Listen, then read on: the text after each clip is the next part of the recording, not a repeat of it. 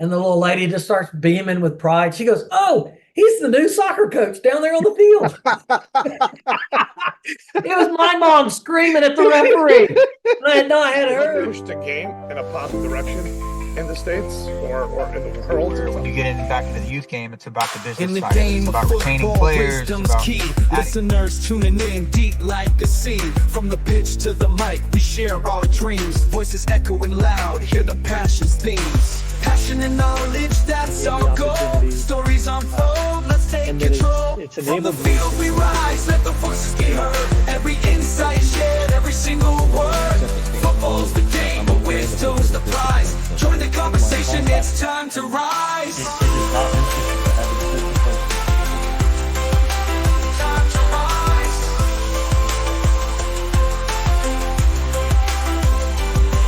Coaches drop knowledge, seasoned players shine. Directors with vision, sharing their line. From strategy to heart, it's all on display. Unfolding the journey, every pass, every play. Learn from the best, feel the drive. In this football world, we come alive. From the field we rise, let the voices be heard. Every insight shared, every single word. Football's the game, but wisdom's the prize. Join the conversation, it's time to rise. From the field, we're breaking ground. Voices of football and knowledge we're found. From the field, we're breaking ground. Voices of football and knowledge we're found. I can't tell you.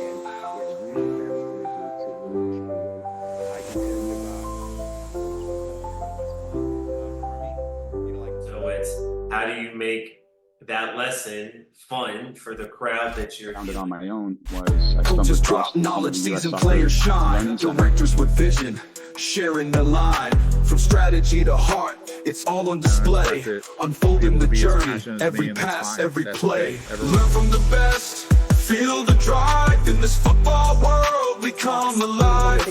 Learn from the best, feel the drive. In this football world, we come alive. From the field we rise. Hello, everybody. Welcome to today's episode of From the Field, Voices of Football. In this special edition, we have the honor of sitting down with Dr. Keith Ingram, a true veteran of the beautiful game. With over 50 years of playing experience, Dr. Ingram's journey began back in 1972, leading to an illustrious career as an all-district goalkeeper and a 4-year starter at Osbury University.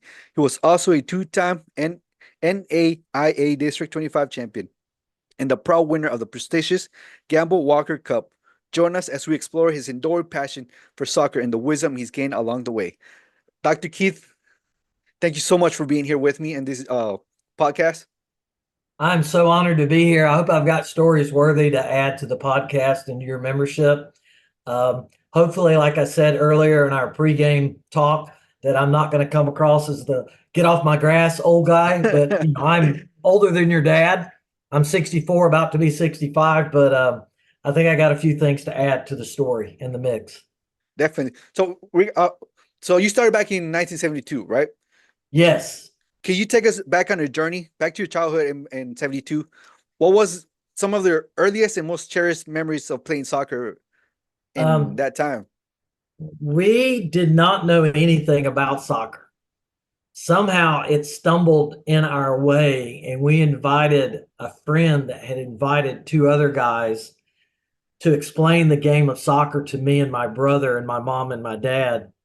And they gave us like a crash course in our backyard, and we fell in love with it, even though we didn't know anything about anything. So then my job is I went out and recruited all my friends and said, we're going to start a soccer team. I want you to be on it.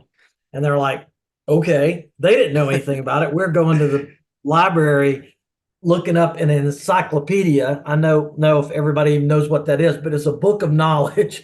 There's no Google. It's like, what is soccer? How many players are they? What are the rules? I mean, so we luckily found a bilingual pastor that was from Brazil that agreed to coach us. Okay. And we had to play. We were in the metro Atlanta area. And at the time, we were going to be the first, number one, only one soccer team in our community.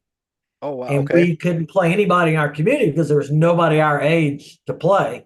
So we'd have to travel across the county lines to other places that those kids had grown up playing soccer. So my first few seasons, I was the goalkeeper because I was a pretty good athlete playing other sports.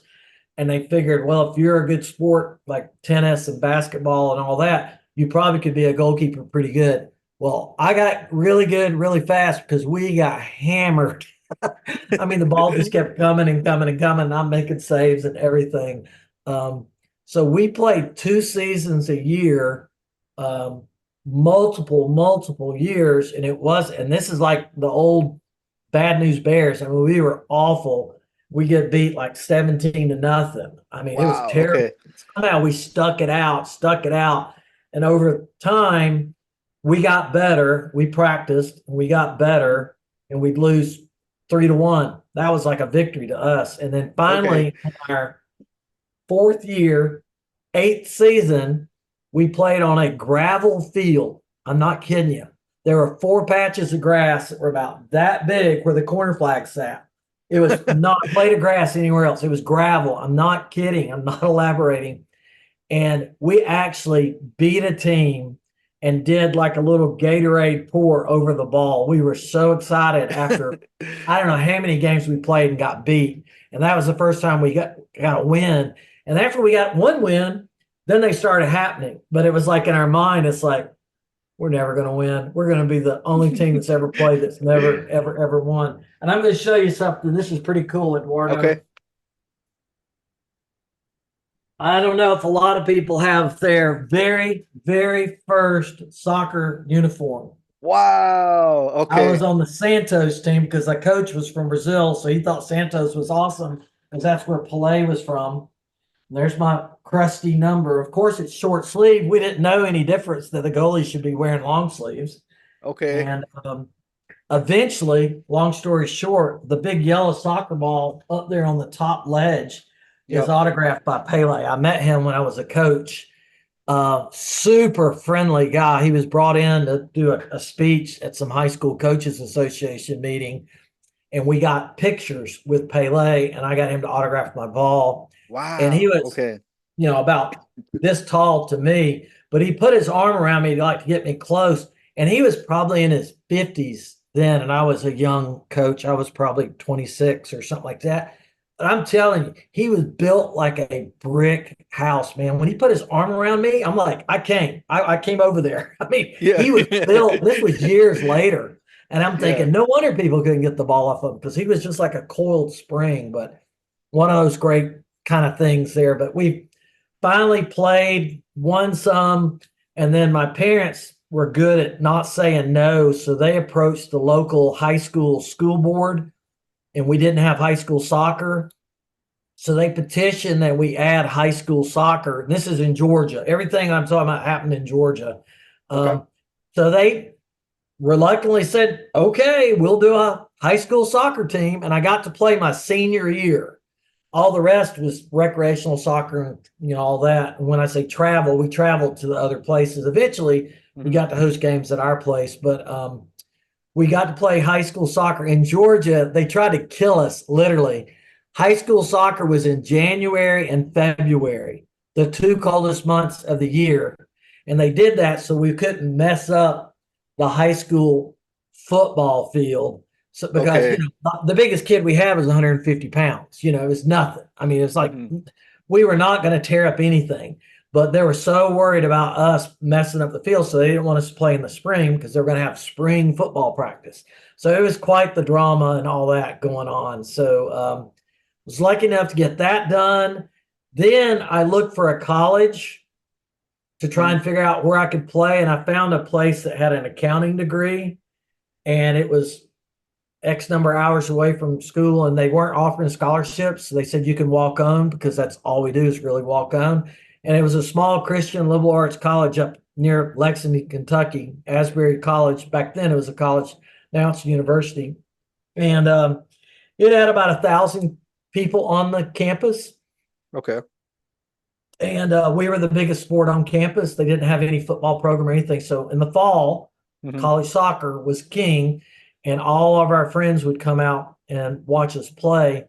And what made our team a little different than a lot of other teams back in the 80s, they weren't giving college scholarships around at that point for men anywhere except for big schools like Penn State or I don't know, some of the big programs like Connecticut or Okay.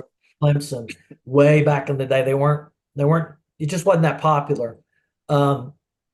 So we had a lot of missionary influence.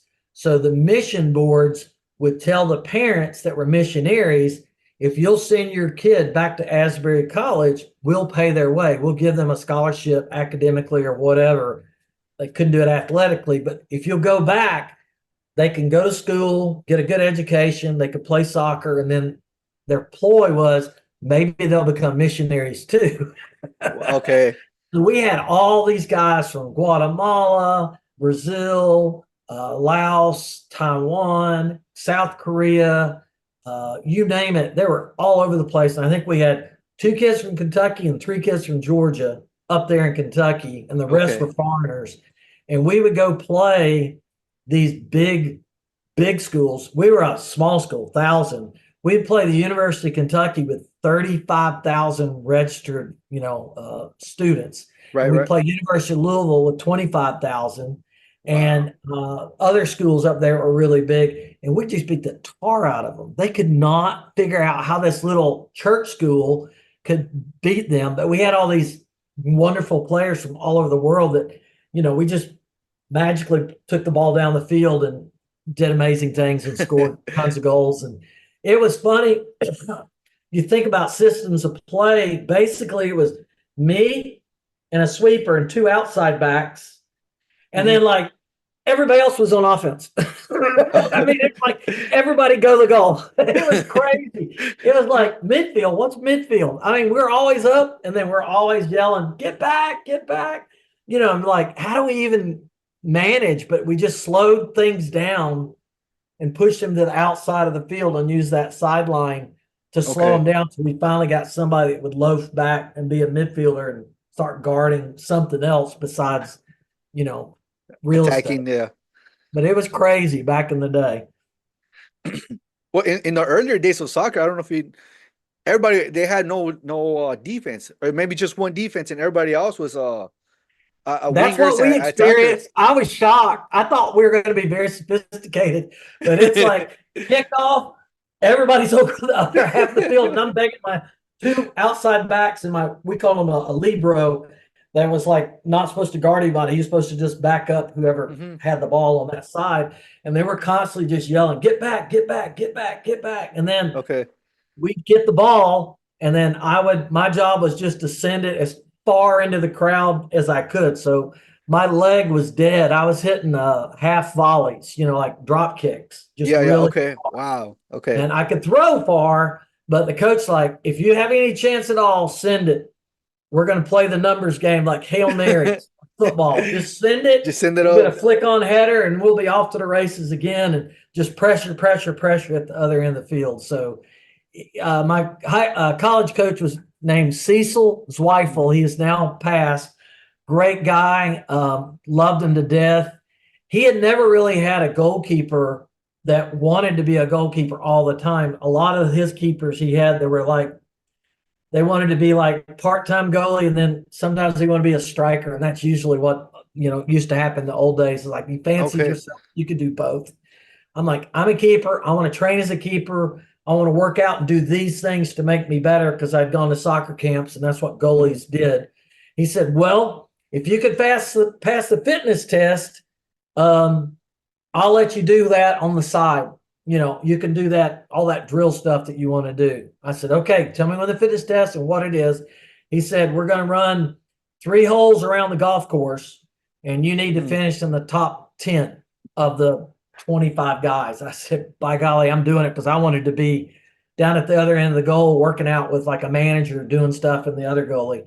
So, man, it was like big deal, like time to go, hauled off, just going, and we could not run across the greens. He was like if you ran across the green with your cleats on, it would have just destroyed it in one trip. So there was a prescribed path, and no cheating, nothing. It was all on honor. But he'd drive a golf cart out there and peer over the top of the hill to make sure everybody's doing it right. And the worst I ever finished was like third. But my brains were hanging out. I just wanted to get to the top, so he knew I wasn't loafing. And then it left me alone for 4 years because I always finished at the top, even though I was a keeper and didn't have to run hardly ever. I just made sure I did that part so I could be left to my own devices to work with the other goalies. And, it worked wonderful for us. Right. Okay. So again, we go back to when you started playing soccer in 1972, right? Yes. A time when the sport was still gaining popularity, and like you say, not a lot of people was watching soccer, playing soccer. Here in the United States, what initially drew you to soccer, and what were some of the earliest memories you had of that time? Yeah, we just stumbled onto it, but I think, like we said in the pregame, they usually showed one soccer match a year on TV, and it was like on ABC with Wide World of Sports, and they'd show the FA Cup finals. All these other tournaments didn't exist. I remember watching those like every year. It was a big deal. You'd see it in the newspaper, and you'd want to sit down and watch it. Back then, there was 3 channels: Okay. ABC, CBS, and NBC. That was it. There was no millions of cables, so it was pretty rare to see. And then I remember we had public television a little bit later on, and they showed Soccer Made in Germany. And they took they took a 90-minute plus match and shrunk it down to 60 minutes and took out all the boring parts when it was out of bounds or them arguing or whatever. Wow. Okay. But nobody was rolling around on the ground, faking injuries and trying to get a yellow card. I mean, they just kicked the crap out of people and they just kept going. And if they fell down, they got back up. They were not rolling around and all this drama and stuff like Neymar and other guys that all do it. But I'll never forget multiple times. I thought it was a fluke, but they had the FA Cup going on in Wembley, and there was hardly any grass. I mean, the grass was almost gone. Player would get occasionally hurt, and the guy would come on that was the player trainer person would come on with a mop bucket, just like a metal bucket with a metal handle, and it had a ladle, a metal spoon. Yeah. And it had a sponge, like a big sponge, like a earth sponge, not manufactured, like an earth sponge. Well, they would take that sponge, fill it full of water, and they would put it on the guy's shin pad where he got kicked and just douse it down with that. Then they take the sponge and wipe the guy's face and around his neck. Well, the players would come up and they would get the ladle and they would take turns drinking water out of the ladle. And it was the same bottled water from the guy's shin pad and the mud and the sweat. Nobody thought anything of it. They just thought it was totally normal. There was no Gatorade. There was no squirt bottle. They were drinking out of a mop bucket, basically. They were tough. They were tough SOBs, man. They were something else. Well, I don't know if you heard of George Best. One of the best dribblers and best footballers of all time. He would get drunk, and you still come in the day of the game and play like nothing. Play like there's nobody's problem, man. He was unbelievable. I actually got to watch him on the American side when he joined San Jose Earthquakes in the North American Soccer League. He was much deteriorated, but when he got his act together, he was like, I'm just going to take everybody on. He could go past 7 guys. I mean, it was like Maradona back in the day. Right. Eventually, we got a little bit more TV coverage, and I remember they started showing the World Cup in '74 in Germany, and '78 was in Argentina. So I got to watch those matches live on satellite. And those were super exciting. So that got me really fired up that this is a global sport, even though it was hard to find in the United States. I could see the crowds were gigantic and huge and confetti, everything. So that got me pretty fired up about playing soccer and being a part of the soccer, brand and everything. Okay. So, super hard to get equipment. I think we talked about this. We did a little bit, yeah. When I went to college, you got a uniform and you were on your own getting your own cleats. So you either stumbled into a store, but there were no Dick's, there was no Sports Authority, there was nothing normal. You just stumbled across somebody that had bought too much of something and you could buy it. The type that was popular back when I was playing in college, they were traditionally black shoes, and then they had yellow stripes. Okay. And it would be like 3 Adidas yellow stripes. They were not fluorescent. They were almost like the color of a dull banana. Okay. And the different companies like Mitre, big brand back in the day, Umbro, and Adidas. Nike had not really gotten into the soccer game much at that point. They were not in there. The only other outsider was Patrick. That was a brand that was pretty big. Okay. And Puma was big. Okay. Puma cleats were a little bit exotic. They were higher end, and you were lucky to find them. And then Pony, Pony. Pony. Wow. Okay. It almost looks like a check mark. Their emblem was like a check mark. Okay. And some of the North American Soccer League guys were wearing ponies. So, of course, us guys that could see that, we thought, well, we got a pair of ponies, too. So Right. we didn't do anything like they did, but it's the same kind of brand recognition. Most of the time they were molded. Rarely did we have need to have screw-ins. I was lucky enough to have a couple of pairs of screw-ins. I literally have my first pair of screw-in cleats still. I don't want to run off camera and go get them, but Okay. I do have them. They still work. They're black Pumas with a yellow stripe. If I tried to play them now, I would get a blister just walking out on the field. They're so hard and so crusty. But other thing that changed back in the old days, if your team took a throw in, you could throw it directly to the goalkeeper's hands. And I could yeah. Okay. So I could catch it and then I could fling it, throw it. Or if you were in trouble as a defender, you could pass it straight back to me and I could scoop it up, pick it up.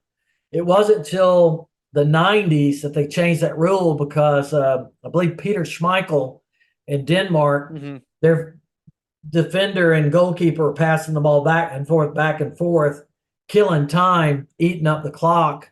And they said, we got to stop this. And that's when they went to that. You pass it back to the keeper's got to play it with his feet. That was a big change. That was a big change. I was going through that when I was a coach in high school. And some of the keepers, they couldn't play it with their feet worth a flip. And it was dangerous. Dangerous because you'd have a lot of bad collisions. And people didn't understand how the ball had to be passed a certain way so they had a chance to play it. I mean, don't ever play it to their weak foot. Oh my gosh, that's almost like giving them a goal. So you really had to be very, very careful playing it because that was one of the big changes. And I think I told you until I was a junior in college, I played barehanded. Wow. Nobody was walking around with gloves all over the place. Okay. The gloves that I played with were some Uhl Sports. These are not them. But they're very small and thin with a wide palm. And these are some Royals that I like because Tony Schumacher had them in the World Cup. So these are like replicas. I wouldn't even go play in these, but they're very, very wide. Back then, I don't even think we knew that you were supposed to wet them. Like you're supposed to douse these with water before, and it makes them more pliable and soft, and they don't grip. I mean, they tear up. But man, if I'd have had these, I would have flipped and felt like I was Spider-Man. But you played with a Mitre multiplex. I've got a Mitre multiplex up there at the top. Okay. Thank goodness I was not a field player because those balls were the hardest balls on the planet. If you hit that with your head, you got a headache. I don't care if you hit it perfectly right, you got a headache. It hurt. A lot of guys got concussions that way. Okay. But, so as an all-district goalkeeper, right, and a 4-year starter at your college, what do you think was the biggest challenge you faced as a goalkeeper during that time? Trying to get defenders. You know, I had a good group of defenders with me, so we treated ourselves as a unit, like a defensive unit. So I said, I can be as good as I can be. You can be as good as you can be. But if we are together playing as a unit, moving together, talking and communicating, it's only going to benefit the rest of our team because they were doing their thing up there. We were doing our thing back here. And we were pretty fortunate. We didn't have a lot of changes, people getting out or injured or graduating. It was a pretty good unit that stayed together. So I said, throughout the 4 years? Almost. We had a couple of people that moved out, eventually graduated, and then someone else would find a slot in. But it got to be very common that we were like the guys that hung together really tight. And I said, we won't lose a game if we don't let them score. So I said, our goal as a unit is to get a shutout every game. Yeah. And if we give up a goal, don't get mad, just don't give up another one. So let's just Okay. keep buried, just keep it there.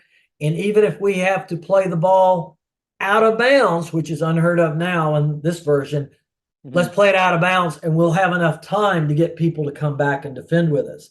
So Okay. the era was a little different because you didn't play that on the ground control, Barcelona, Real Madrid ball on the floor. It was wallop it as far away as you can, and then you'd have to deal with it for a while till it came back.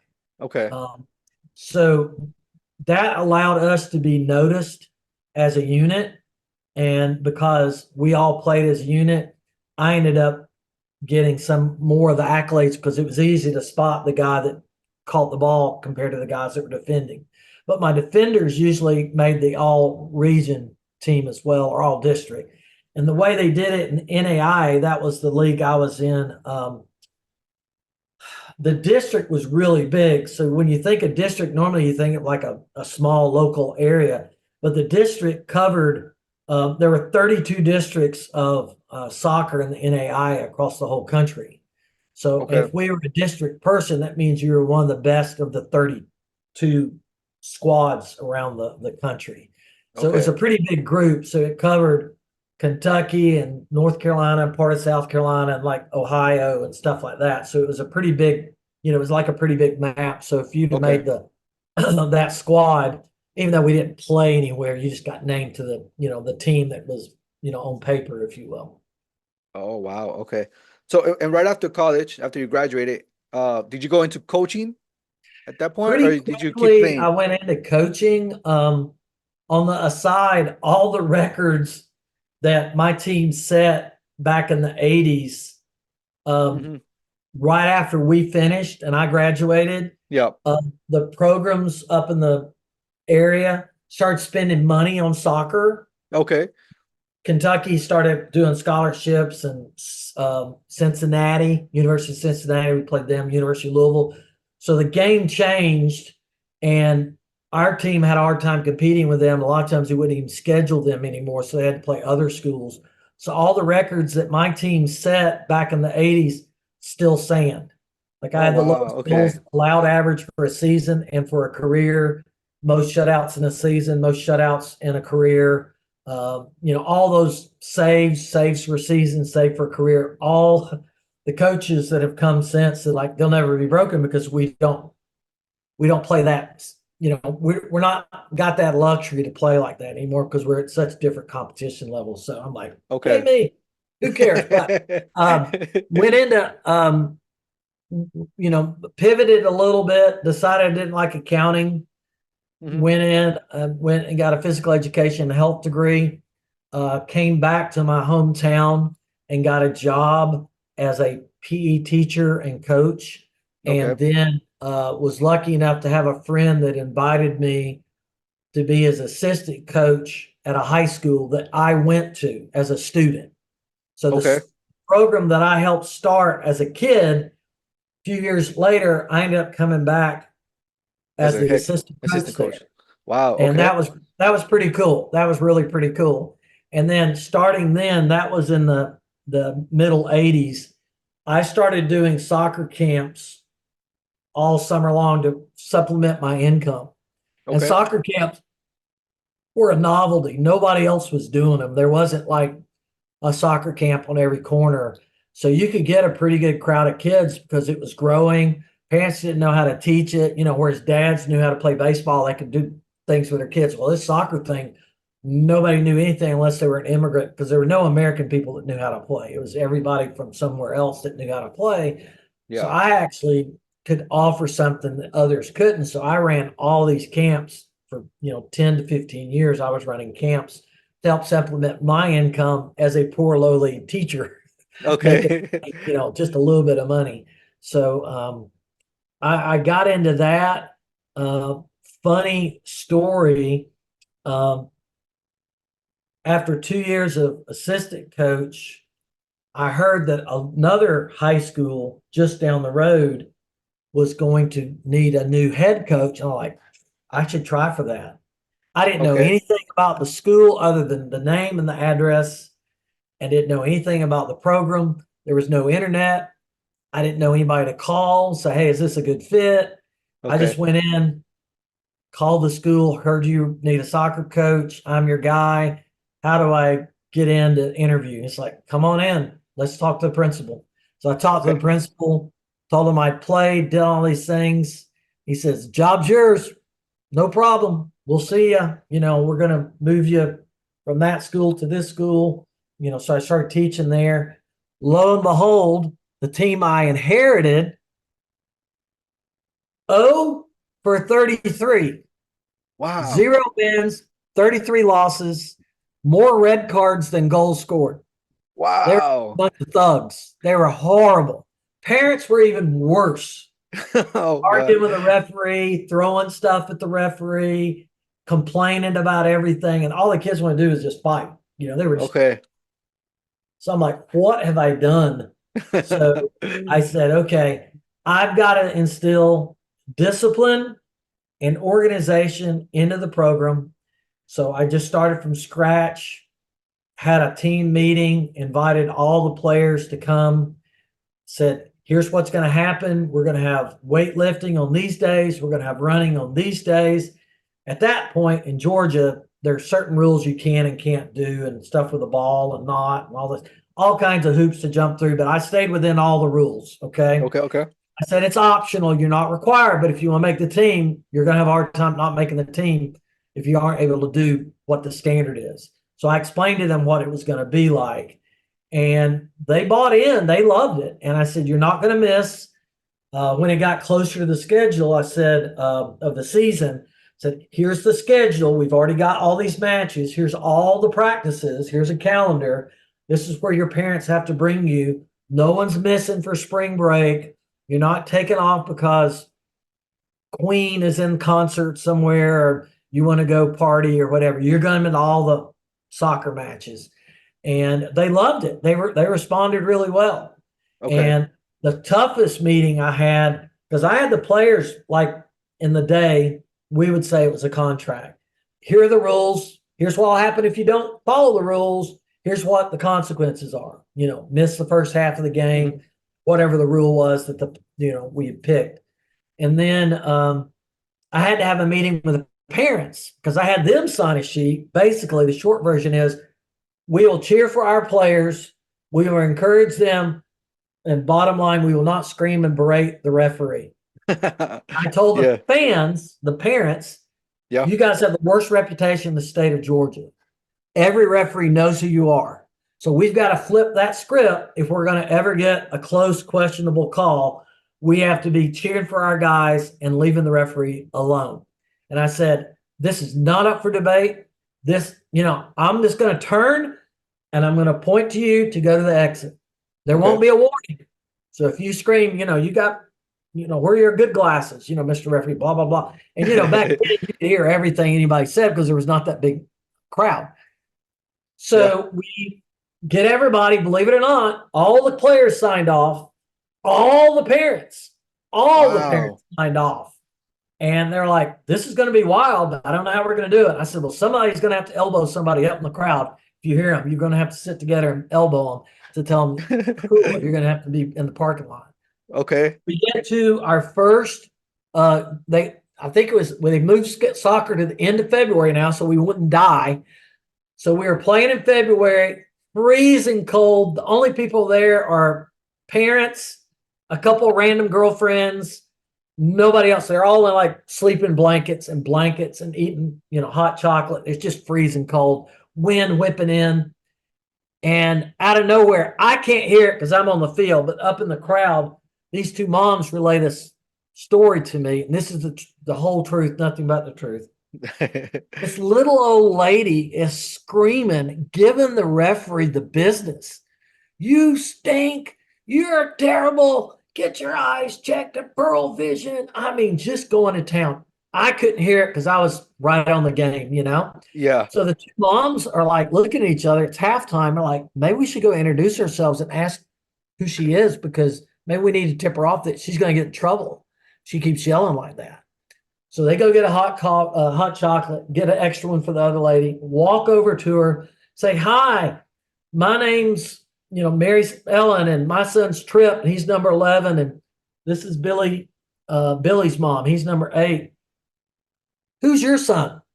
And the little lady just starts beaming with pride. She goes, oh, he's the new soccer coach down there on the field. It was my mom screaming at the referee. I had not had heard.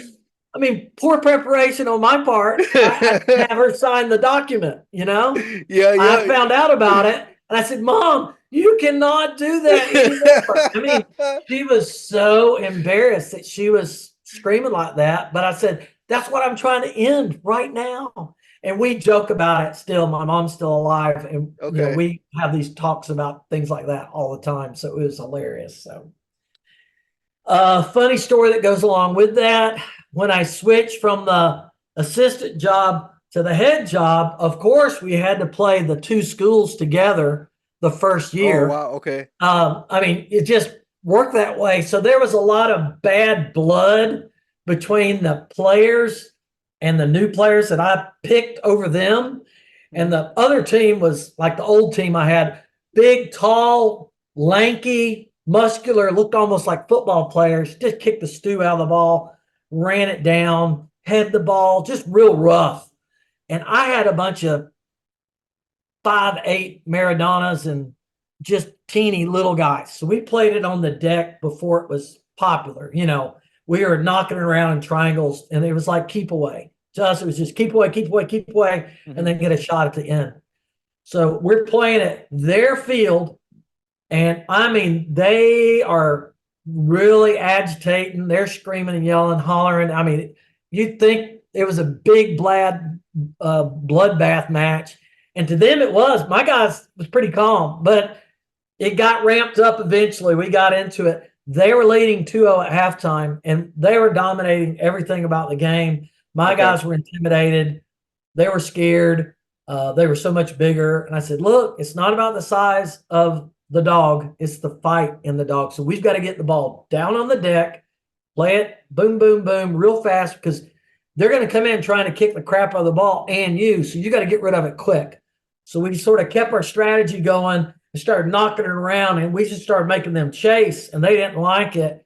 And lo and behold, in the last 7 minutes of the game, we scored the third goal to go up and take the lead. And then I put my best player in the back just to play boom ball, kick ball, any ball that came in. I said, kick it over the grandstand into the woods.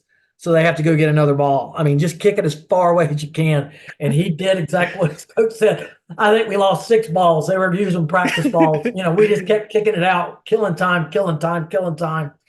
And we won the match. We line up to shake hands. And one of their guys was so agitated, he hit my lowly one foreign exchange student, hit him with his elbow in the back of the head, just cleaned him out, knocked him out. Wow. We're pulling players apart. Nobody else hit anybody, but he just lost his mind. The crowd went nuts. They were giving red cards out. My guys didn't get anything. Their guys had to go to the locker room. The fans were mad because they lost. We had to exit through the side exit and get on the bus without going to the bathroom even. We couldn't go into the locker room. Wow. It was too crazy. So that was like, man, I didn't know it was that big a deal. Wow, I guess we've arrived. Our own little soccer hooligans. It was moms and dads screaming and yelling. So after that, you started working. Did you start working with Graham Toot? Yeah, Graham Tutt. Graham Tutt and I became friends when he stopped playing in the middle 80s, about the same time I'm coming in. He retired from the North American Soccer League. He was the starting goalkeeper for the Atlanta Chiefs that played at Atlanta Fulton County Stadium that's now been taken down and imploded. And they played in that North American Soccer League with Minnesota Kicks, several teams in Florida, of course, the New York Cosmos, Seattle Sounders had a team back then, Vancouver Whitecaps, a lot of the teams that are still in the major, MLS or Mhm. that have teams that go that far back were still playing. So he and I started running into each other and said, hey, why don't we do camps together? Mhm. So he would bring in his former pro soccer players that weren't pro anymore, and they were like bartenders or used car salesmen, and they could get off during the daytime, Okay. do soccer camps. And then I would recruit my high school friends that were high school coaches. So we had a blend of these funny talking Englishmen that were cute, good looking, and funny, mixed in with the coaches that actually knew how to coach. So if you caught the guys that were the ex pros, they're always working on their tan, so Okay. they had the shirt off, the pants rolled up really short, like Cristiano Ronaldo, where his thighs are showing. Yeah, I mean, yeah. like wearing a Speedo out there. And they had like these multiple positions they would stand in while they're watching the kids practice. It was like this, like this. I mean, it was just hilarious. While the other coaches are blowing the whistle and running around showing things, the guy would do a trick, like bounce the ball a certain way, do this, Mhm. and they say, okay, now you do it. No instruction, no breaking it down. The high school coach is like, okay, here's the skill we're going to learn. And they're breaking it down, do this, then do this, then. Right. But it was so funny to see the melding of it together. And we did that for almost, 12, 15 years. And like I said, we pretty much had a monopoly. Nobody was doing it. There was no college teams doing camps. There weren't any college teams around us. Okay. So literally, we do a little bit of advertising, yard sale signs, like signs in the ground, Yeah.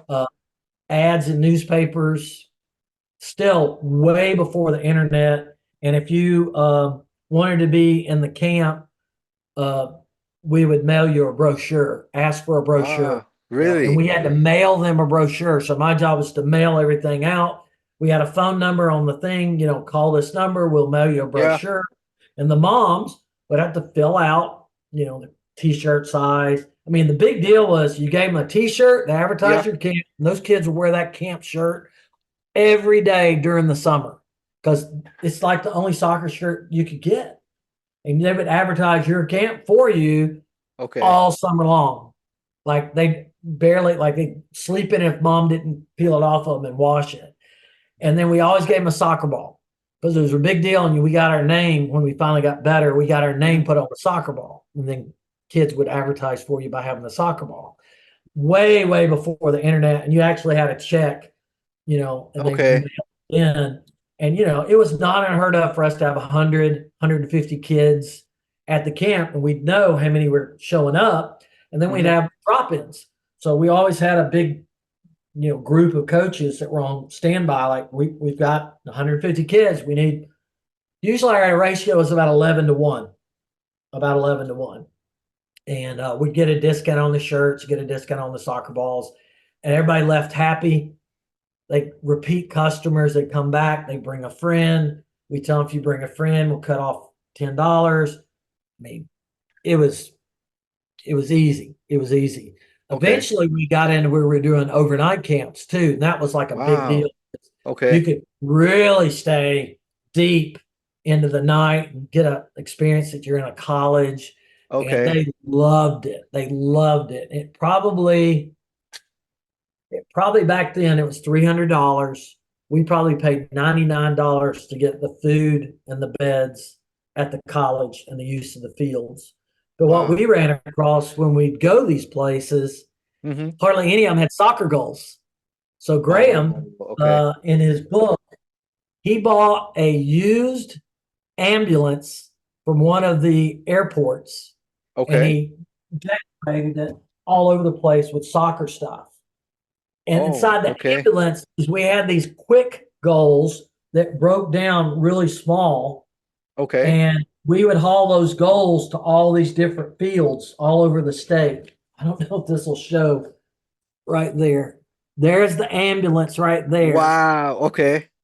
So it even had the lights on it. He wasn't supposed to have the lights. He said he'd take them off. And that was like hand painted, hand lettered. So he said he gets stuck on 285 in traffic. He flipped the lights of the siren on.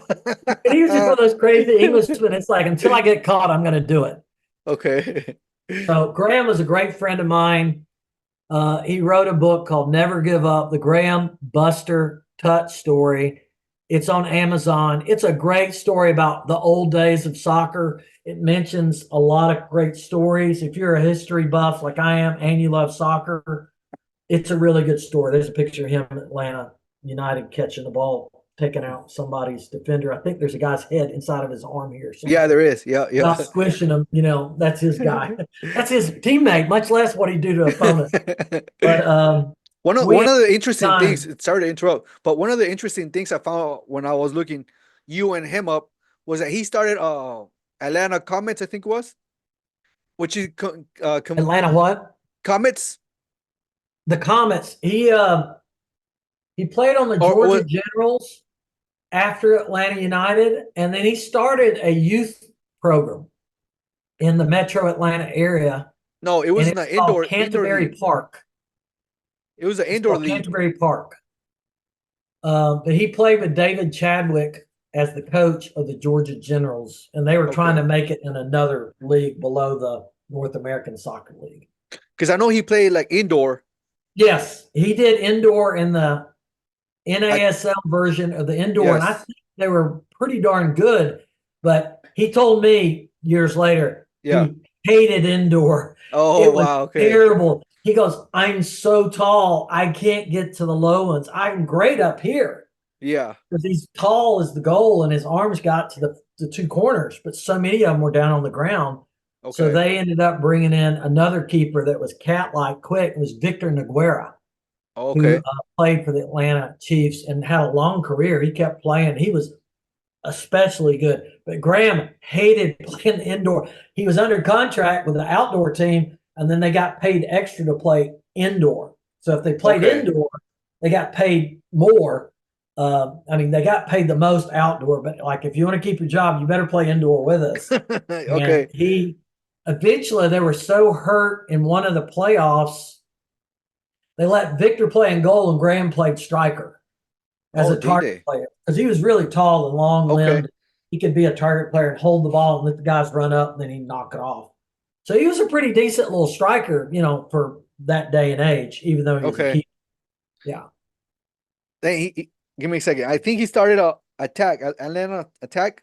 Yeah, he played on the Atlanta Attack and was like a general manager for them in the indoor league. Because that team came over to Kansas City and became the Kansas City Comets, which is where I'm from. I live in Kansas City right now. So cool. I thought it was interesting. I never knew he started it and then came over here to Kansas City. Yeah. Yeah, he was a general manager, did a lot of promoting. Graham was really good at promoting things. Okay.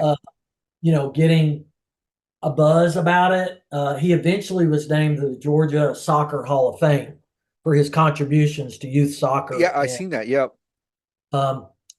They started an indoor arena, which was a converted roller skating rink. Wow. Okay. And they booked it with tons of matches on at that time it was just the nets around, and they added some dasher boards, but it was basically shaped like a roller rink. They took the carpet out and it had a wood floor. So you were playing on wood. So it was a little bit like futsal, except it had the walls and you played with the walls. And man, they just ran kids through that thing all the time. They did it for a number of years, trying to make ends meet, make money. I helped them a little bit, but not a ton. I sent a lot of players up there to play to help get in shape. How do you think it influenced your coaching philosophy working with Coach Graham? He and I did a lot of different things. He was the promoter, fun guy that did the introductory talk with the kids at the camps, and they loved it because he had the thick accent. And there were two things you could count on at an introduction to the Graham taught Keith Ingram soccer camp. On day one, it'd start on Monday. Everywhere we went, I don't care if you were in Alabama to Marietta, Georgia, to a college campus, the landscapers would show up during the introductory talk. So leaf blowers are going on and weed whackers. So he's trying to scream over the top of all these guys that are doing landscaping all around the Okay. soccer field. That happened almost every place we went. And he'd always say to the kids that the coaches have to go out and fill the big coolers. Yeah. You have something to drink so you don't, get all sick. So take your water bowl. That's the way he'd say a water bowl. He Okay. couldn't say water bottle. He would say water bottle, and do not be squirting each other with your water bottle, or we're gonna make you run laps, which you couldn't do. Even then, you couldn't run laps. But anyway, he would tell like, don't waste the water. And it was Okay. always just a joke. All the coaches would start laughing and everything. But I did the camp direction.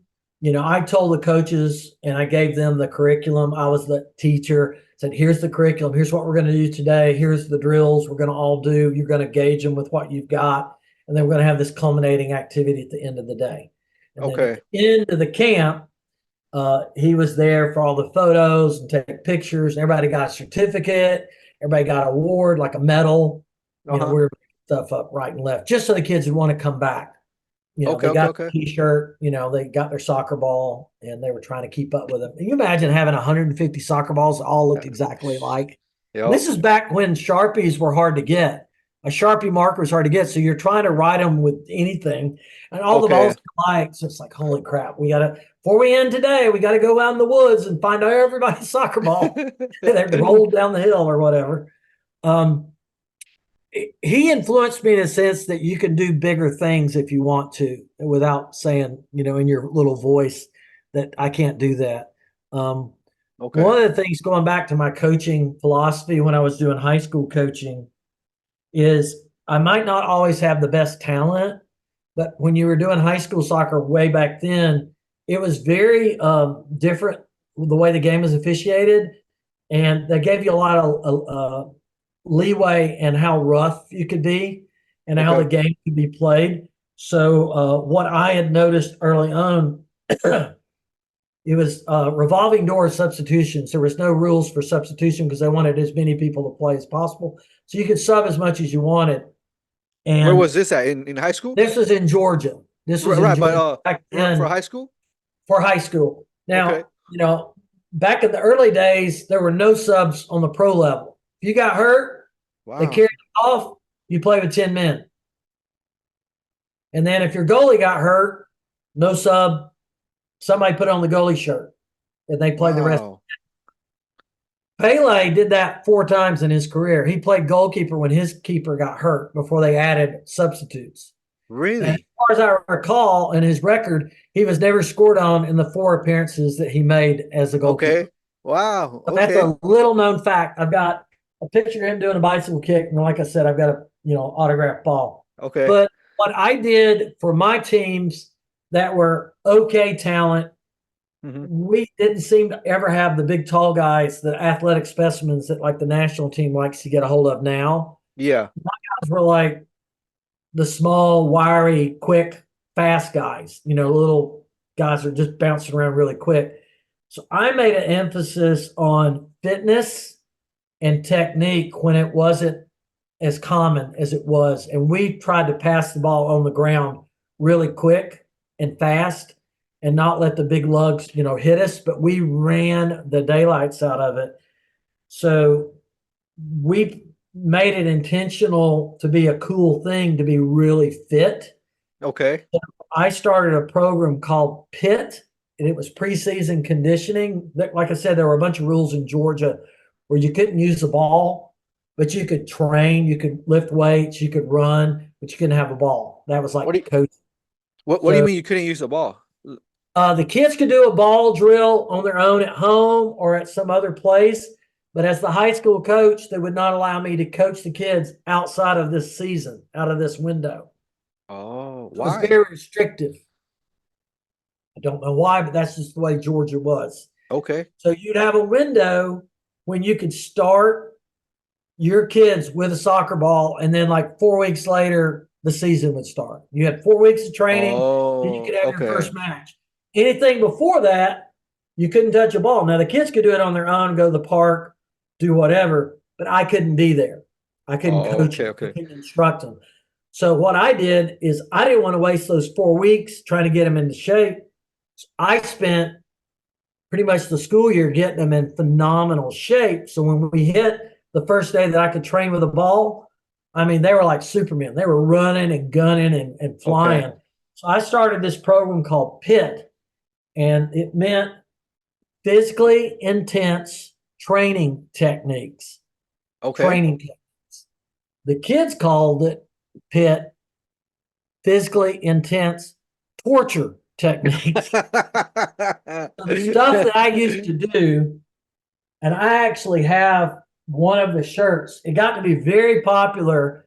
If you got all the way through PIT and you made all of the sessions, you would earn a shirt. So this is from one of the teams I was at, Okay. and I put on continuing a winning tradition because they're already pretty well established. Okay. And on the back, I would put a different year, and it said, I survived PIT. Oh, And this one says wow. 1987. So the kids would see the soccer players wearing this Yeah. even before the soccer season started and say, what's PIT? Oh, Coach Ingram makes us run 7 miles, and then he makes us do sprints, and then we go lift weights, and then we can go home. It's like, what? I'm like, yeah, that's what I got to do if I want to play on the soccer team. So the kids that had very low self-esteem, by the time they got through PIT, they were fired up. They were ready to run through a wall because they knew there was nothing that's going to be harder in the game than what we'd already done. So we Okay. just really worked at that at every school I was at. We were going to be the best condition, the highest intense work rate, and that would overcome any sloppiness.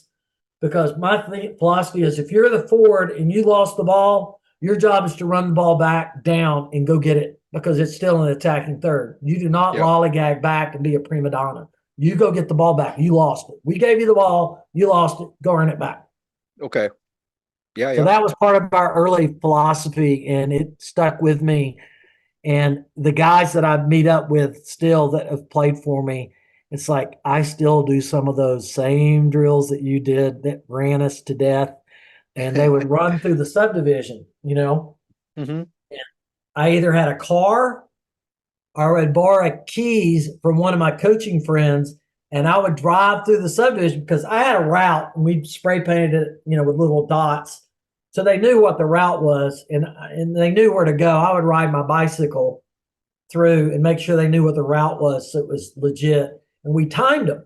Everything was timed. And that built a lot of esprit de corps and camaraderie and coolness. Okay. All before the internet, way before the internet. So I commandeered in the high school a large bulletin board. So I had all the players, you know, if there was ever anything about them in the newspaper, it went on the board. Okay. If we ran 7 mile for time, I had every player's name and every number of where they placed. So it got to be Wow. like all their friends were like, oh, where's Billy at? Oh, God, he finished 10th last time. They looked over here. He was 17th. He went up 7 spots. So Okay. it got to be a real popular thing with the kids. Well, what are the soccer players doing this week? I hear y'all are going to run 8 miles. Is that what you said? Coach Ingram said he might make you run 8 miles. Do you think you can run 8 miles? So the kids, it got to be so cool that you were on the soccer team that they were wanting to do anything they could to make themselves better because they were Okay. getting all of this positive feedback from their friends who in the old days, like, yeah, I play soccer, like, big deal. Nobody knows anything about soccer. Well, it got to be more and more popular, and we were making it popular in our own community. So I was Okay. doing things that were a little out of the box. And I don't know what all the high school coaches do now, but we literally made posters of when the next soccer game was and had some corny picture on it that we ripped out of a magazine and cut it out and stuck it on there. And then I would give every soccer player at practice one of these signs that literally me and the managers handmade, no Xerox copies. They wouldn't allow us to copy stuff. So it was like a poster board, hand Okay. lettered. Wheeler High School, 7:30 home game versus arch rival Lassiter High School. Be there, be square.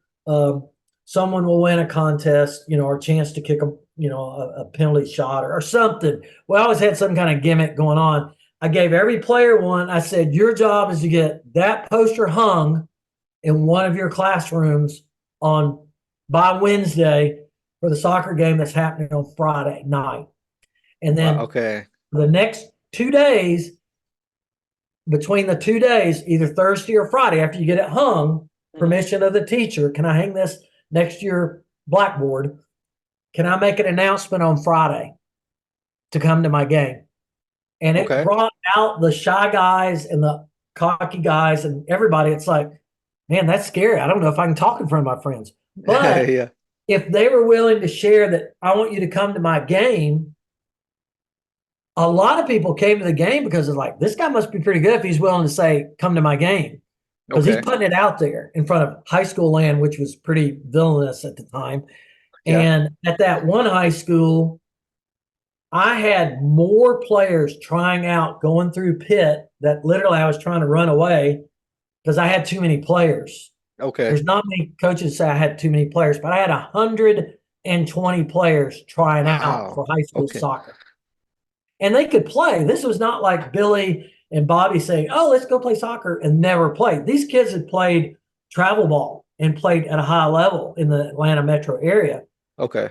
So I kept like 22 on the varsity, 24 on the JV, and I had 2 ninth grade teams just so I could absorb as many players. Wow. The high school coach had a varsity and JV, and he didn't have enough players to play ninth grade. He had 43 players in his entire high school program that was winning region titles. Okay. And I cut more than I kept reluctantly, but that's just the way I couldn't play that many guys. But Okay. for the longest time, I only had juniors and seniors that were on the varsity. Okay. And finally, I got a sophomore that was a goalkeeper that could start. And he was the first one to crack the lineup. And it'd been like that for years. They just always had a lot of really good guys. And we were a top 10, school in the state. And back then in Georgia, every school, the bigger schools all played against each other. And there was just a big drop off in like public schools and charter schools. There wasn't charter schools, but you could say private schools. It was just a whole different world. So they just grouped them all together. And it was like, if you were in the top 10, you were really good. So, Okay. years later, I flash forward, I got the opportunity to start a soccer program, which a lot of people would love to do that. So I got asked to write up a budget and a prospectus, if you will, for a college up in the metro Atlanta area. It's called Reinhardt. At the time, it was a 2-year college. And they wanted to know how much it would cost to start a program, what I thought, the fees would be and the uniforms. And I mean, they had no clue. It's just like asking a basketball coach how to coach football. He just didn't know. So I wrote this whole program up, gave it to them, and they called me back later on and said, would you like to be the coach? I said, sure. What would you pay me? And they told me, and I'm like, wow, that's great. That's like multiple times more than I made being a high school coach. I said, I'll do it. Are you going to give me a budget to go recruit players? Because we have 0 players at the college. Again, college is about 1,000 people.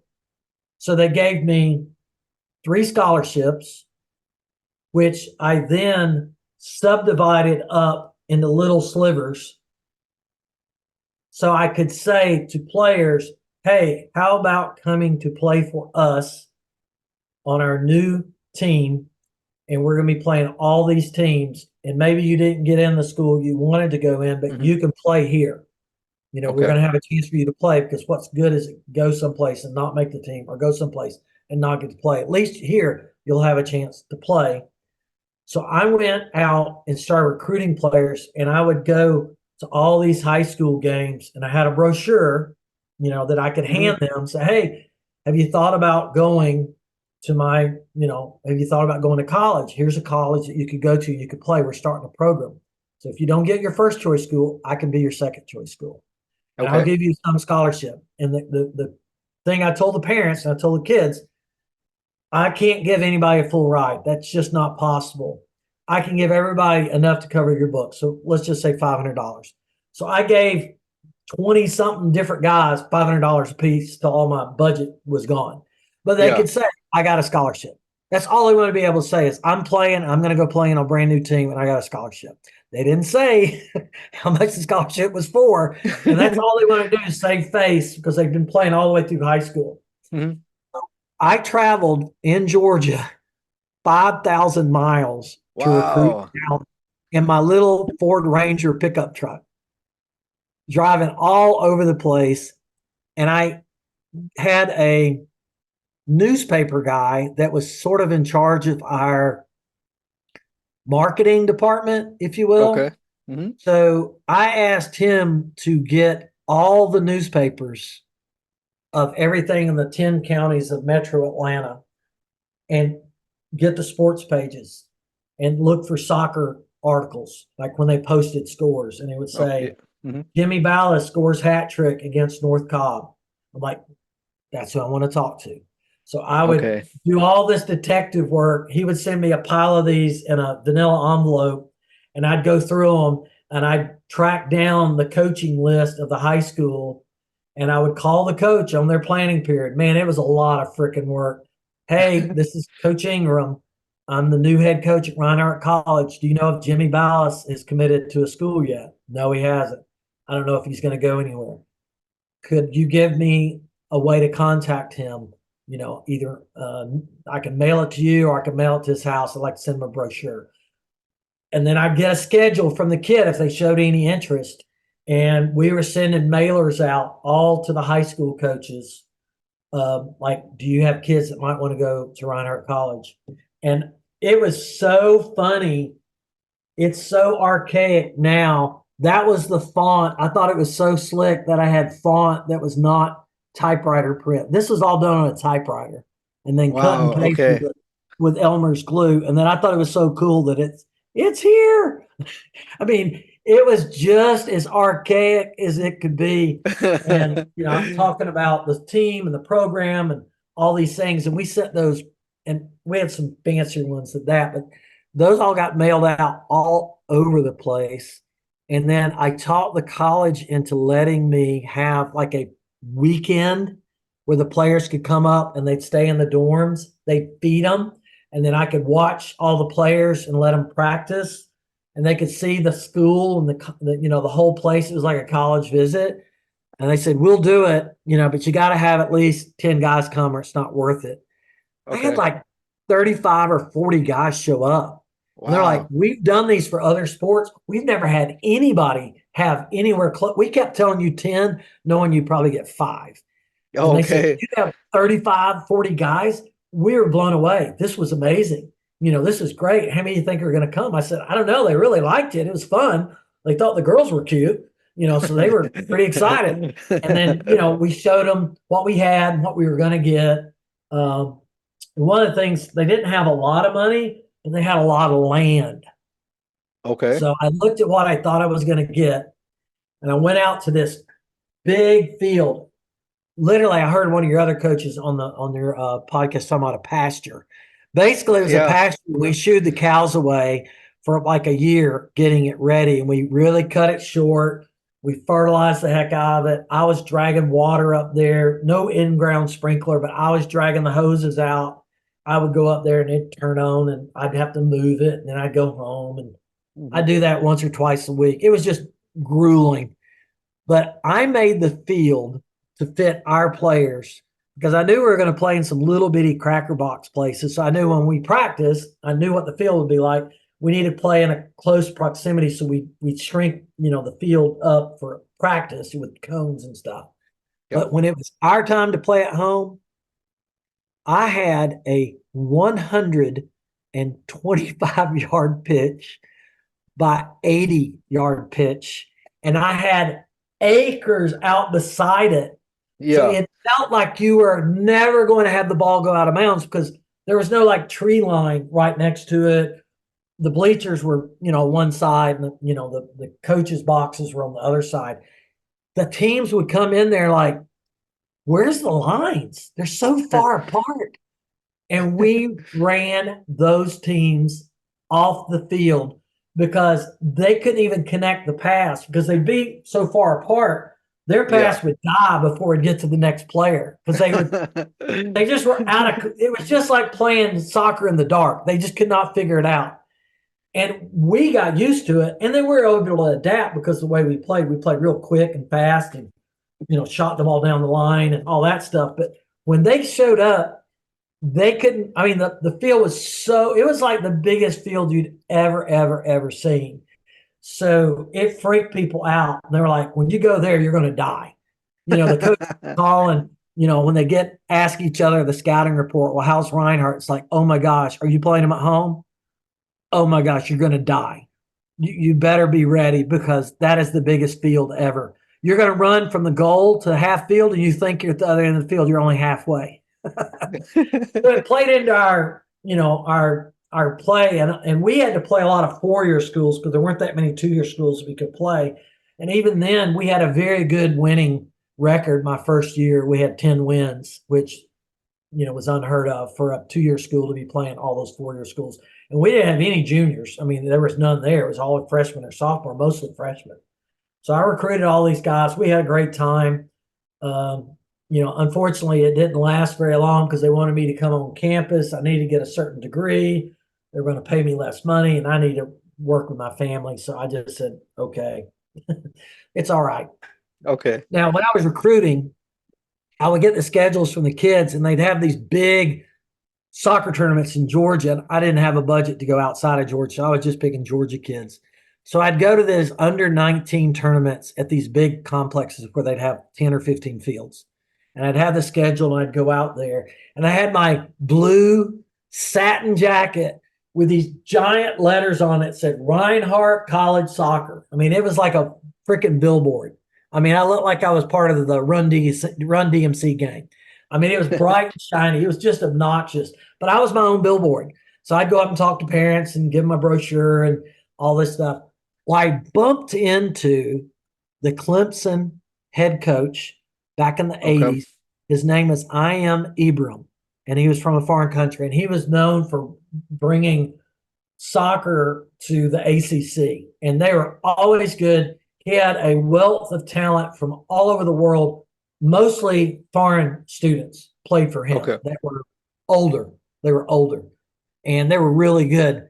So I introduced myself. I wasn't shy to talk to him. And I said, I'm not in your league. I'm not going against any of your players. There's no way I can touch them. But would you mind telling me why you would drive to Atlanta, Georgia to see a player and who you've come to see? And how do you pick? And he goes, I have 3 positions I'm looking for. Today, I'm looking for this one guy. He's a striker. I'm not sure if I can get him. I'm not sure. But I'm coming to see if he's the right fit for me. And I said, well, definitely I'm not going to be able to touch him if you're not even sure you're going to. I mean, I said, we're so far. And he was laughing. He goes, I've been there. I've done this. I know. And I said, just for my own sanity, I would love to know who you're looking at because I want to see him. I want to know what field he's on. And he told me, and I said, okay, I know who he is. I've heard of him, but he hasn't gone to college yet. He was in Georgia, playing high school. And I said, that's remarkable. And I said, I wish you the best luck. I hope you get him. And sure enough, he went to South Carolina. He didn't go to Clemson. It ended up being Clint Dempsey. Whoa. The U.S. men's national team. Yeah. Okay. So as good as their program was, he couldn't even get them. Wow. He went to South Carolina instead. And one of the things I did for my players when I was coaching in high school is I identified some of my younger talented players and got parent permission, went with my wife, and we got some hotel rooms and put the players in some hotel rooms. And we went to a Clemson tournament. Okay. So they could see like 4 different teams play over 2 days. Okay. It was amazing. And I wanted them to see the speed and the athleticism. And these were like my best guys because in their mind, they thought they were God's gift to soccer. And then they saw those guys. We were like right on the, right up against the fence. I'm like, wow, they're big. Wow, they're fast. Wow, they have some incredible skill. maybe I need to think about playing at a different level. Great Mhm. high school, but I mean, I didn't do it to crush their spirit, but I'm like, they thought they were going to go to South Carolina or Clemson, and they need to lower it down a pretty good notch. But I did that and it was really cool. And that same year that he didn't get Clint Dempsey, it was in 1984 and they won the national championship. I saw them prior to the national championship, then they won the national championship. Wow. The Okay. kid that was in the tournament was uh, long flowing hair, left winger was Eric Winalda, who scored the Wow. first goal in Major League Soccer. He scored the first Okay. goal, color commentary and everything. But he had the long California hair, just real pretty and blonde. They were chirping at him. The crowd got into it and everything. So those are fond memories going up there and doing that with the kids and seeing what they Okay. could learn and find out that Clint Dempsey was the guy that, was pretty amazing. Dr. Keith, we gotta start wrapping it down because I know we've Yeah, been sure. here for almost 90 minutes now. Yes, Okay. So we gotta start wrapping it down. All right. no problem. So my next question for you is what advice would you give someone who's wanting to pursue a career similar to yours? Okay. I would say, and this is what I learned in real estate, because now Okay. I sell real estate after I retire from education, is be brave. Now you can get on the internet, see who's an amazing coach, their records, if it's high school or club, and reach out to them some manner. Instagram, TikTok, private message. Say, hey, I'm a young, aspiring coach. I've identified you as somebody I'd like to look up to. Could I take you for coffee? Could I take you for dinner? Lunch? And just talk to you and pick your brain. I would love to know, the keys to the kingdom or what the special sauce is that you apply. Okay. And how do you get what you get out of players? And I did that not knowing that's what I was doing when I was younger, and it paid off big dividends. Second thing is try and be innovative. Do the things that you know that will work, but then be willing to risk a little bit. I mean, you don't want to Okay. risk your program and do something that's illegal, but you might want to do some risk. I was getting known in the high school world as the risk taker, and it's like I could get away with it for 1 year. Then the next year, the referee association would get together and say, okay, this is another rule modification. Someone has gone over the edge. We got to rein you guys back in. And they're like, wonder who did that. And they're looking at me like, I bet it was Ingram. We were playing in the winter. I brought in heaters, like the football team would bring in heaters when it was cold. Okay. Well, I brought a heater in for my side and the other side, and they didn't want us to use it. They didn't want us to have heaters for the kids. Okay. I said, that stinks. We are playing in the winter. We should have a heater. And then I had an assistant coach, and I bought us a little walkie-talkie headset, sort of like what you're wearing with a microphone. And I had him up top, and I was down on the ground. High school football coaches were doing this. So I bought it, had him up there. The other coach freaked out, said that's not fair. And the coach says there's not a rule against it, and I can't stop it. So as the season goes on, they're complaining. So I said, okay, I'll fight this. I bought a second set. I mean, it's tight money, but I bought a second set. And at the game, I'd hand it over to the coach and said, here's your headset. Use it if you want. If you don't, I'll come pick it up at the end of the game. End of the year, they said, no more headsets. But I was gaining an advantage because my guy could see up above here on the sideline. You can only see so much. Yeah, it's different view. So be willing to experiment and do some things. Okay. I do a lot with video now for myself as a player. Mm-hmm. That helps me. I do it it's enjoyable. So like Ben Foster, he was doing GoPro on the goal during COVID. Oh, okay. And as I started playing again in goal, I put a GoPro in the goal, and now I've recorded 500 or 600 of my saves. Okay. And I love it because now I can reminisce and say, well, that one got by me. Oh, yeah, I'm going to delete that. And then I've got the ones that are good and things like that. So, use video. Kids like to see themselves on tape, but you got to be careful. You got to praise in public. You criticize in private for youth players, especially, even adult players. You got to be very careful. You can't dress them down. Those kids can't take it like we were raised with tougher standards or fathers or whatever. Yeah. Praise in public, criticize in private, and Okay. carefully criticize. Okay. What's next for you, Coach? Dr. Keith? I've got a grandson that is really getting into soccer, so I'm going to work with him. Okay. I'm probably, now that, I've got more free time, I'm about to retire from real estate. I'm Okay. going to probably go back and start coaching some young goalkeepers Okay. and working with them and training them, because I'm seeing a lot of flaws. Like they got the fancy gloves, all this great equipment, but they don't flip and catch the ball. They Yeah. carry it away all the time. I'm like, catch the ball. When you catch the ball, nothing bad can happen. Catch the ball. You've got all this super grip now. Catch the ball. Yeah, there's certain times you carry it away and all that, but catch the ball. So I'm going to help do that a little bit. So Okay. If you start a training or something, let us know. We'll Sure. show on the Facebook or something. Sure. If any of the guys want to travel or play soccer as an adult, Mhm. there is an adult soccer camp that I attend. It's in a place close to DC. Okay. And I go for a week. I don't think I've told you this. I go for a week. You get up at 9 in the morning, you go to breakfast, you go on the field, you have a training session, you come back, get a shower, you do lunch, you have a short training session. And then the third session, it's like going to kid camp, except you're a grown up. And everybody's Okay. over 30 years old. Most of them are older than that. And then you play a match in the evening, full Okay. field, aside, substitutes, people refereeing. It is a blast. It's adult camp for adults. And it's a Wow. blast. We go almost Okay. 5 days. So if they want something, we'll put that in the chat later or something, or they can reach out to me. But can you put in the email Yeah. What I do, I'll put it like in the side notes, in the side notes? Okay. on the show notes. Yeah. Yeah. So All we'll right, have it on great. there, and they can press it. I'll put your I know you have Facebook.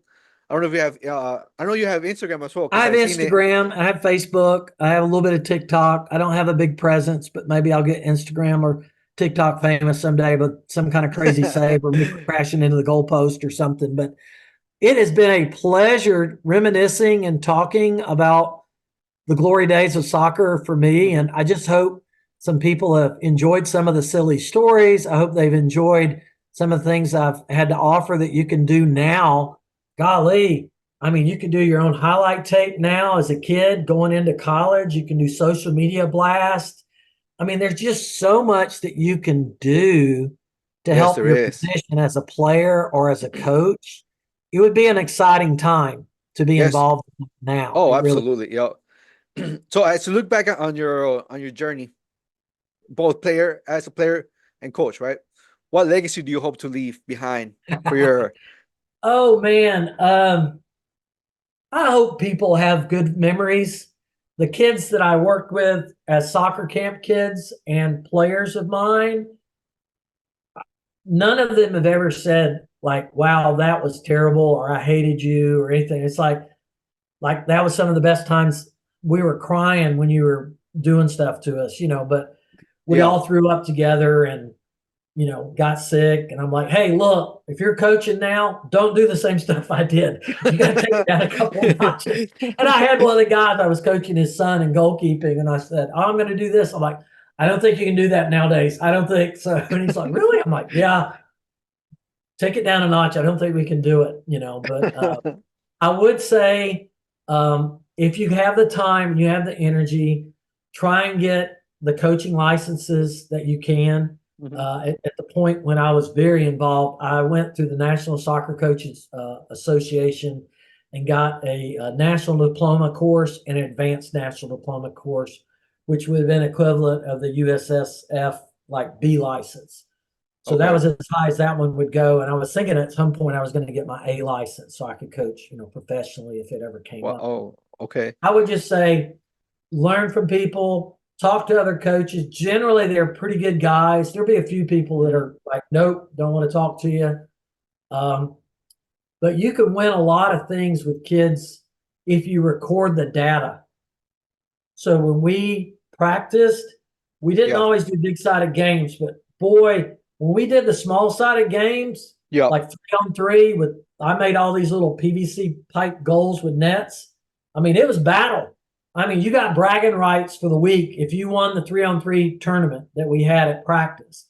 Yeah. That's how they got better as young high school players, as they played, which would be comparable to playing in the streets, but this was a little more organized. You had goals and stuff like that. But man, when you posted it on that bulletin board at the end of the week that the 3-on-3 champ was Rodney, Billy, and Brad, man, they were puffed up like, yeah, we're champs. We're 2 weeks in a row, man. Who's going to take us down? But Okay. that built that teamwork of like, I'm going to get there. And it kept everybody on edge. You know, like, I got to strive to do better. But it's been great. I've enjoyed it. I hope this is worthy of your constituents in your groups that listen to you. It's been a lot of fun. Oh, thank you. And I know we didn't get to get a lot of other stuff, you know, like your license. We didn't get into that, so sorry, we just didn't have the time. We'll probably bring you That's back okay. in I'm a another long time. talker, but as an old person, I have gone back and started playing again. And that has been joyous, even though I'm slower, but I'm playing in goal. I'm 64 years old. I just traveled to England, Amsterdam, and Belgium and played in a tournament over there with a bunch of guys that are close to my age and had a blast. So if you haven't played, maybe you want to do something for yourself and start playing again. I highly recommend it. It's a lot of fun. Gives you a reason to get up in the morning and do your exercises before you go play. Yeah, like I said before, you know, I told my dad, like, you know, I'm talking to, and I haven't shown him the video, but I've seen your video. You do some incredible saves for your I appreciate that. You're making an old man feel really good.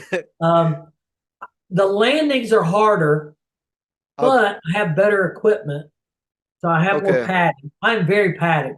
If you probably noticed, I do wear a helmet.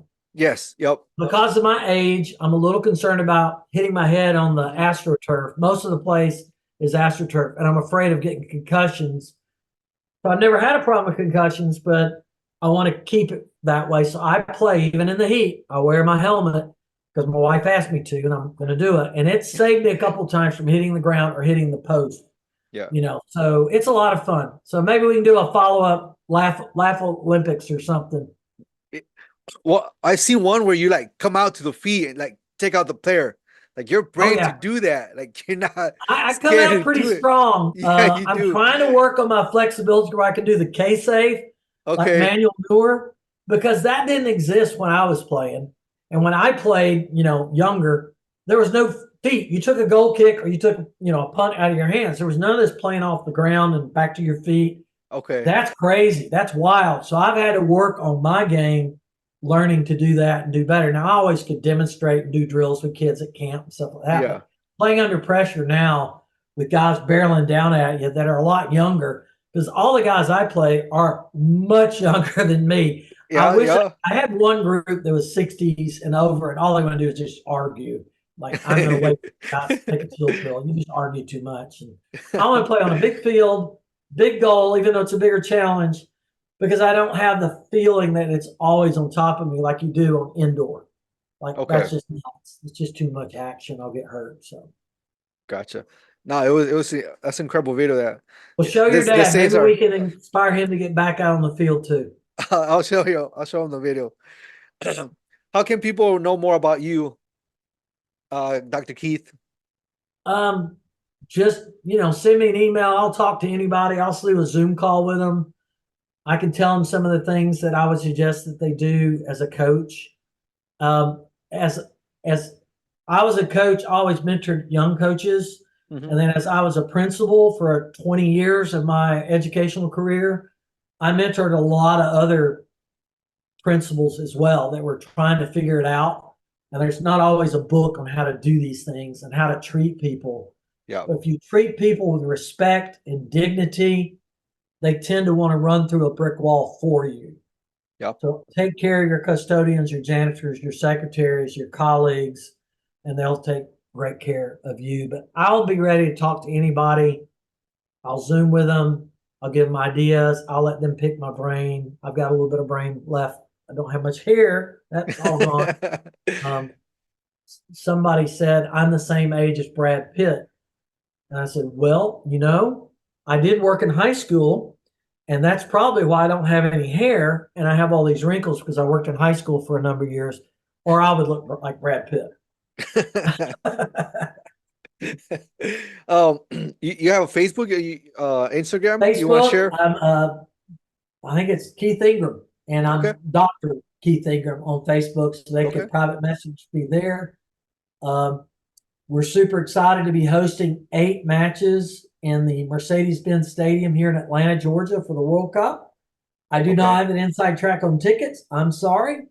But Eduardo, if you find out your favorite team is coming this way, I would love to have you have an invite and share a spot here. We literally live 1 mile away from downtown Mercedes-Benz Stadium. Okay. I've seen some pictures on your Instagram where you're in the stadium with Atlanta United. Actually, I see some of your background. You have a lot of souvenirs. I go to all the home games. I'm a big fan. Like I said, I went to fantasy camp 2 years in a row, 3 years in a row at Atlanta United. That's my favorite team, but I watch as much soccer as I get away with a wife, the lovely wife of 43 years, and love to just talk soccer with people and share what they're doing. And thank you for doing this program. It's really cool. I wish you the best and hope you continue to grow soccer the way that you want to see fit and help people like you're doing. It's a great concept, voice of football. Yeah. No, thank you. One of the things I meant to point out, I don't think you can see it from far away. I've got my goalkeeper glove scented candle. That's wonderful. That's great. It's not really goalkeeper glove, but it's just funny. I'm not afraid to laugh at myself. You might as well, because other people are doing it anyway. But have anybody reach out to me that wants to talk about the old days or the new days or what they could do to promote their program.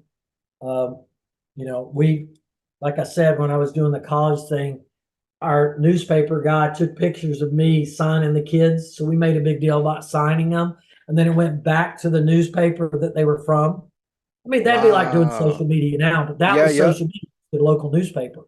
Oh, this kid, Chris Dixon, he got a scholarship to Reinhardt. That's cool. Then they did big articles, and then it named as many guys in the article as they could. So that went back to every kid's school.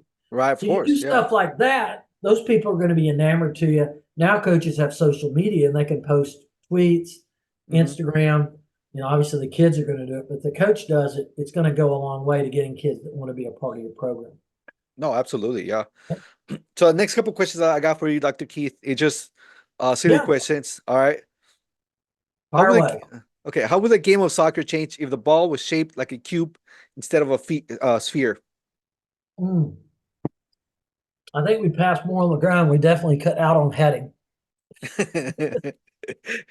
I just realized this weekend, my youth, my grandson's playing 8 and under. They don't allow heading. No, they don't.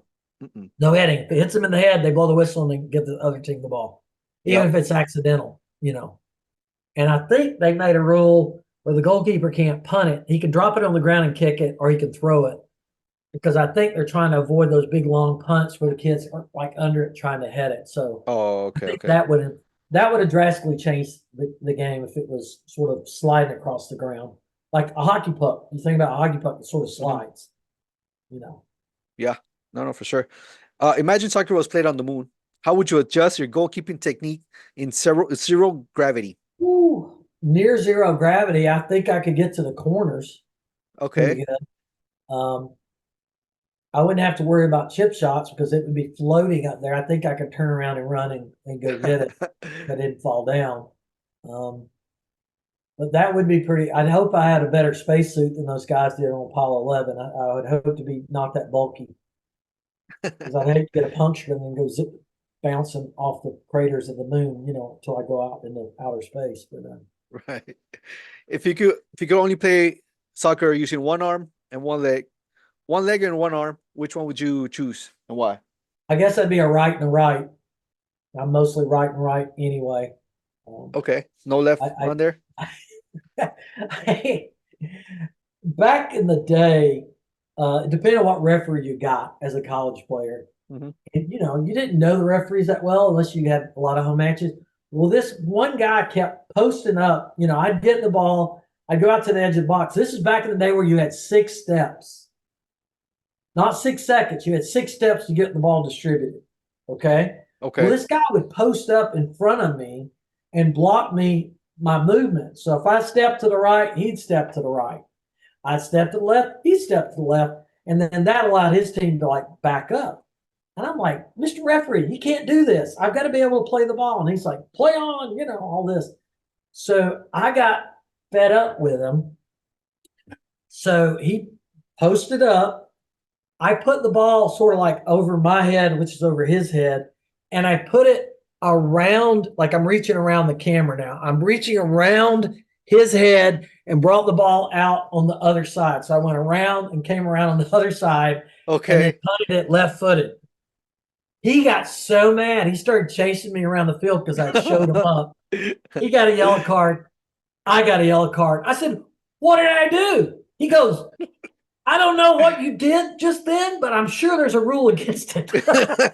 My coach got so mad. He goes, don't ever do that again. I said, but guess what? I bet he won't post me up like that again.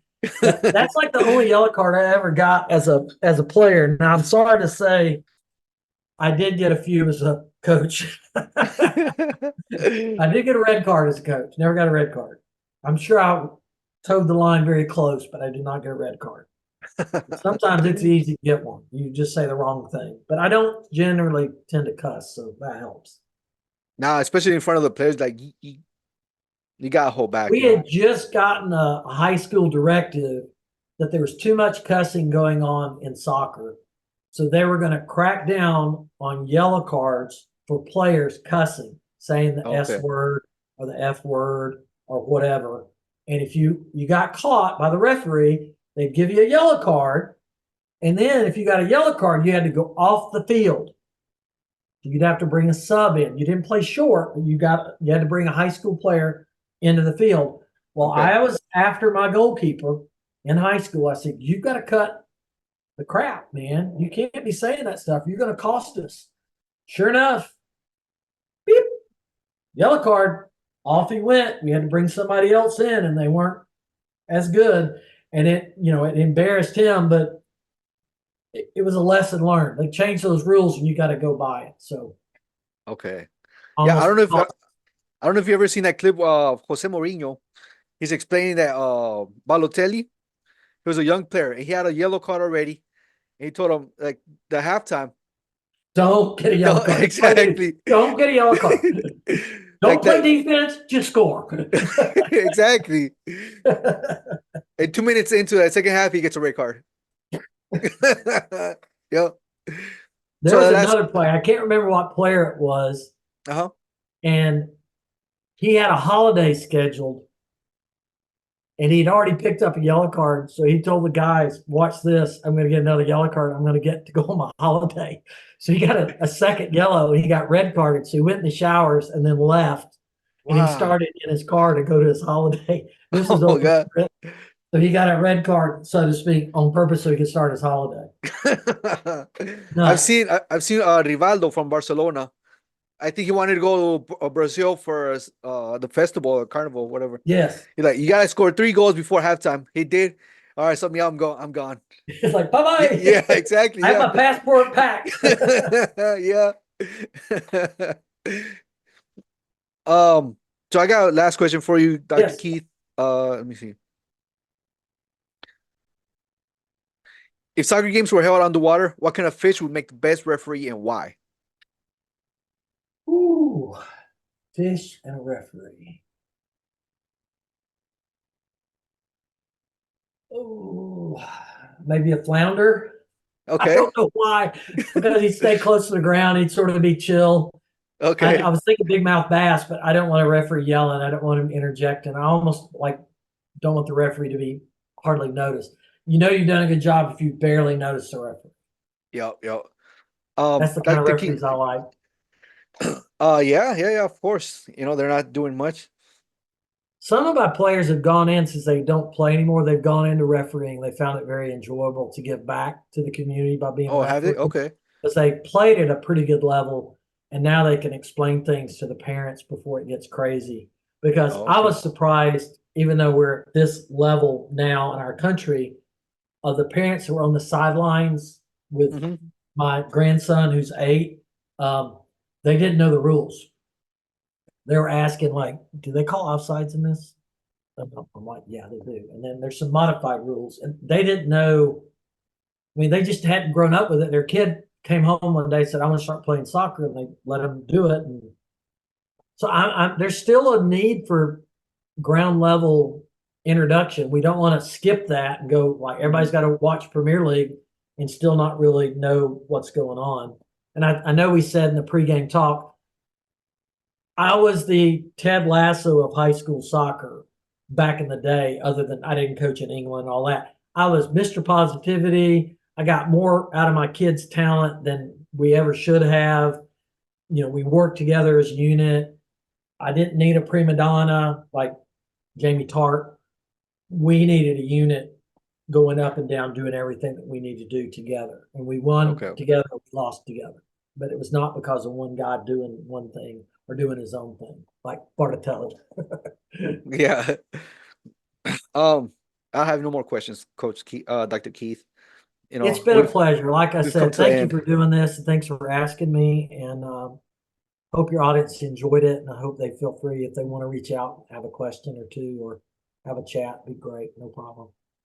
All right. Like I said, thank you so much for coming on this podcast with me, sharing your experiences with me. Thank you so much. Look forward to seeing the other episodes too. Remember, everybody, the field's empty, but the conversation will be back. From the field we rise, let the voices be heard. Every insight shared, every single